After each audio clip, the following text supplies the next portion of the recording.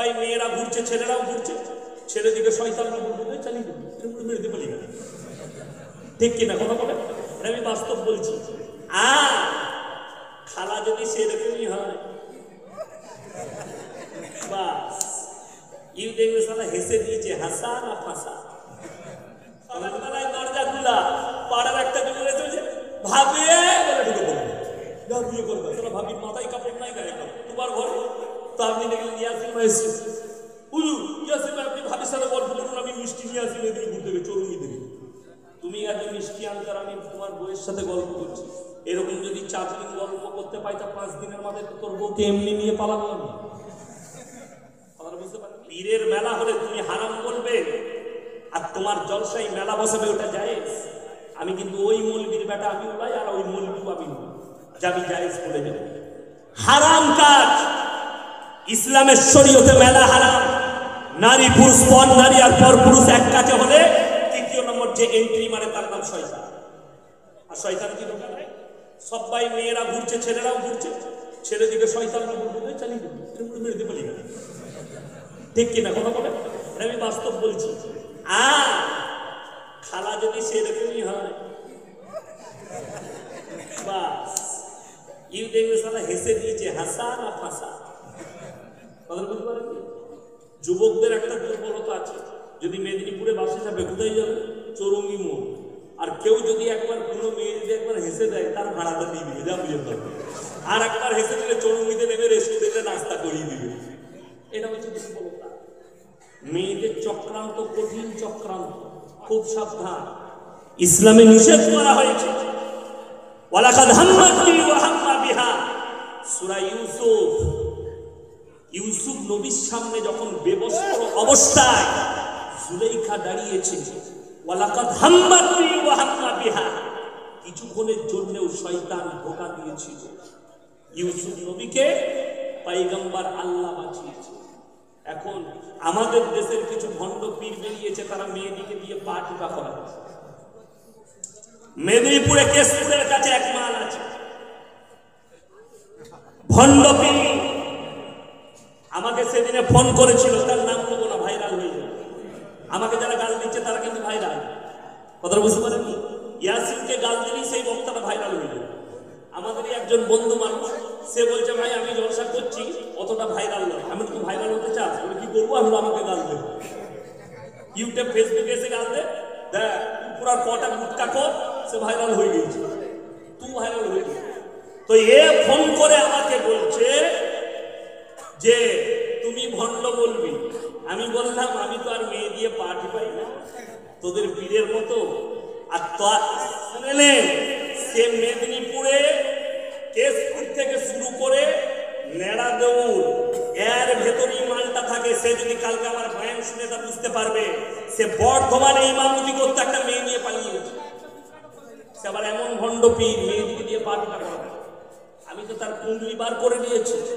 ইসলামের শরীয়তে যে মৌলবি বলবে তোমার বউকে ডেকে দাও, আমার সাথে কথা বলবে, সেই মৌলবিকে ঝাঁটা মেরে বার করবে। আজকে জানেন সমাজ কেন ধ্বংস হয়েছে? কোরআনে আল্লাহ তাআলা আদর্শ দিয়েছে, তোমরা সালামকে আম করো। সালাম আজকে আম হয়েছে? আম হয়নি।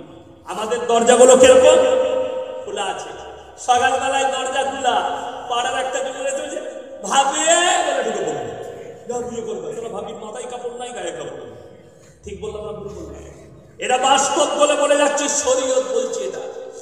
দরজায় কাগজ চিটা, দরজাতে বোর্ড লাগা, সালাম দিয়ে প্রবেশ করবেন, বিনা অনুমতিতে প্রবেশ করা নিষেধ। পর পুরুষের শব্দটা লেখো। আমার বন্ধু শুনেলেন, হে যুবক, তোমার বন্ধুত্বটা কিভাবে শেষ করো? তোমার বন্ধুত্ব চায়ের দোকানে শেষ করো, তোমার বন্ধুত্ব খেলার মাঠে শেষ করো।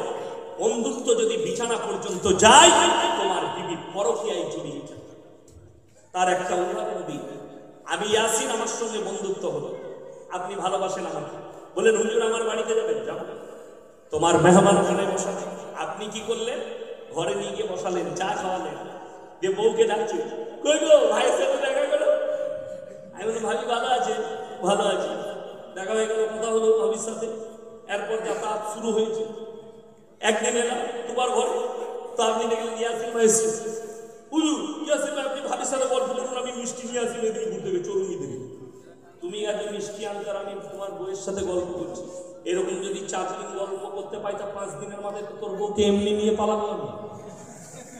আপনারা বুঝতে পারেননি? যারা মনে করছে বলি সাহেব আপনারা আলেম মানুষ নিয়ে পালাবেন কেন, চম্বুক আর লোহার সম্পর্ক কি? কথা বলেন, আকর্ষণ আছে না? না আছে। খুব ভালো করে বুঝবেন, আল্লাহ আমাদের মধ্যেও মৌলবীদের মধ্যেও নাফস দিয়েছে না দেয়নি? শুনে নেন। পরে যারা উলামায়ে দ্বীন আছেন, আপনারা আছেন, শুনে যান। শাহ আতাউল্লাহ বুখারী রাহমাতুল্লাহ আলাইহি, তিনার দরবারে একজন মহিলা এলেন, 75 বছরের বুড়ি, পর্দার আড়াল থেকে বলছে যে हे अताउल्लाह बुखारी, आप तो 75 साल के बुढ़े हैं और मैं 75 साल की बुढ़ी हूं, मैं आपके साथ मुलाकात करना चाहती हूं।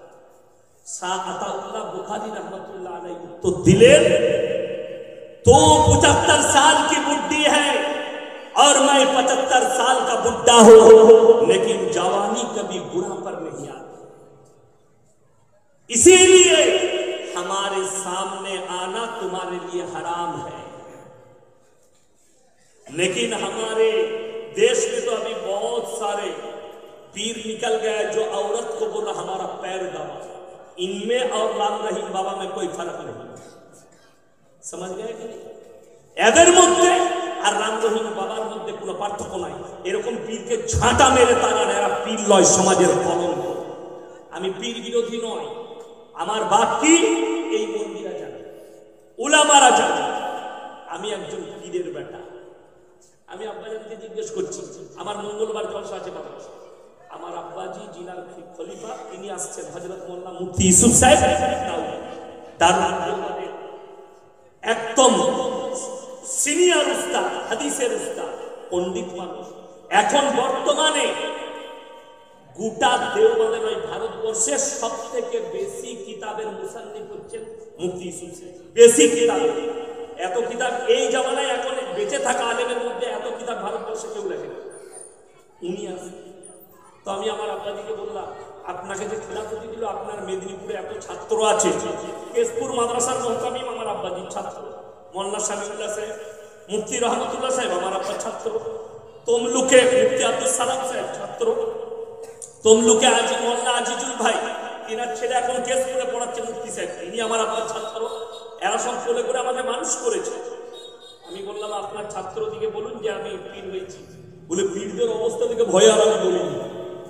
কথা বুঝতে পারেন? পীরদের অবস্থা থেকে আমি ভয়ে বলিনি। আমি বিরোধী সেই জিনিসে যেটা ইসলাম বিরোধী।